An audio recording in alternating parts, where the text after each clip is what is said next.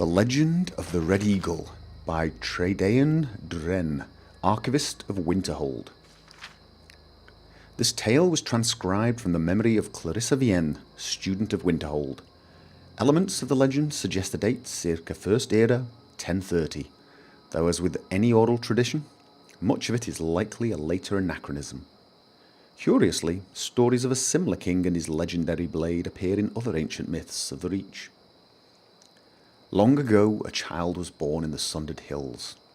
They named him Pheolan, which means Red Eagle in the tongue of the Reach, for the screeching bird call that greeted his birth, and the crimson blooms on the autumn hills.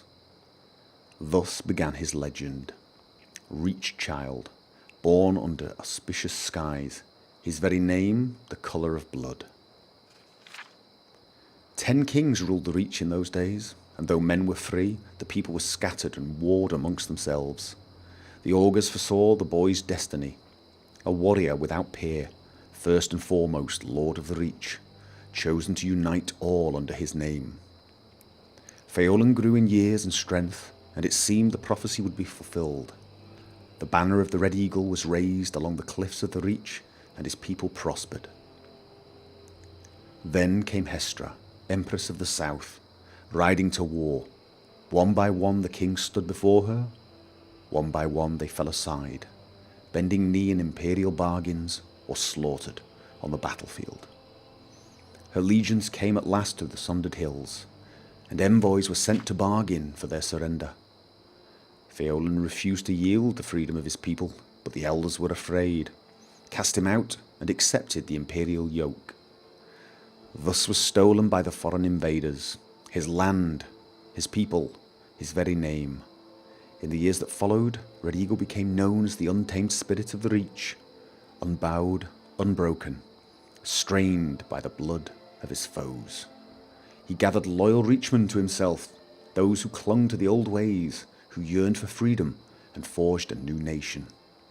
Together they fell upon the occupiers and the traitors by night, disappearing into the cliffs and caves each morn, evading capture. It was not enough. For every imperial patrol and garrison they wiped out, yet more seemed to march from the green south to replace them. One night under a cloud-choked sky, the men of the Red Eagle warmed themselves over damp fires of smouldering moss. A huddled, shambling figure came to them, cloaked in rags, face cowled. Though his men mocked and cast stones at the stranger, Pheolan sensed something and beckoned.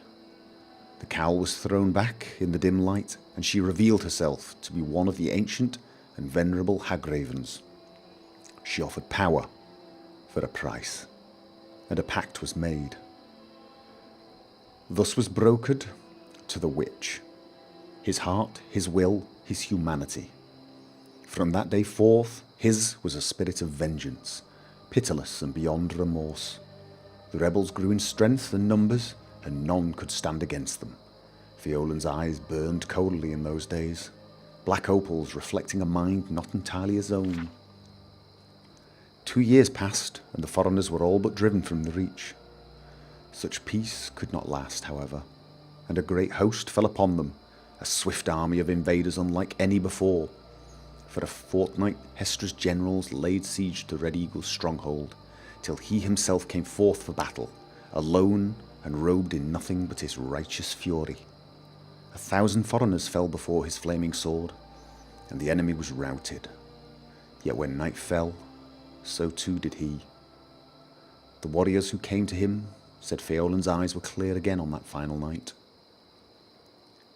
He was taken to the place prepared for him, a tomb, hidden deep within the rock. With his remaining strength, he presented his sword to his people and swore an oath. Fight on, and when at last the Reach is free, his blade should be returned, that he might rise and lead them again. Thus was given for his people, his life, his dream, his sword. But when every debt is repaid in blood, these he shall reclaim once more.